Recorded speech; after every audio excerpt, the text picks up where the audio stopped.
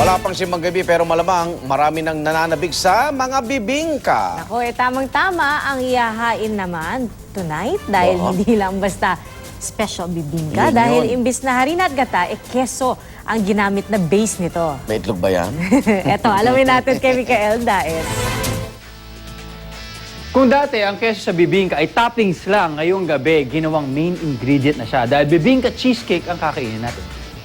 Pag may simbang gabi, meron puto bongbong at bibingka! Oh, yes! So, itong bibingka namin ngayon dito sa Alab, dahil modernized siya, yung cheesecake namin, tinwist namin with Filipino dessert na bibingka. So, came up kami dito sa bibingka cheesecake namin na served with freshly grated na coconut.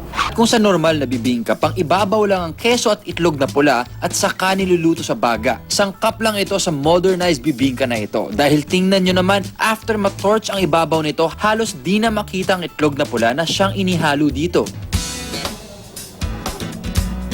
Ito kasi in-expect ko. I guess iba yung expectation ko sa natikman ko. Mapapansin mo nga yung pagkabibingka niya kasi ang lakas nga naman ng lasa ng salted egg and ng keso. Tapos, yung okay dito is yung cheese nila. Very bagay na bagay dito, ang kape. Mga kapuso, ilang dekada na natin kinakain ang ating tradisyonal na bibingka. Dapat i-level up na natin. Ito na yon. Ako po si Micael Daes. This is Midnight Express. Good night. Chef, thank you.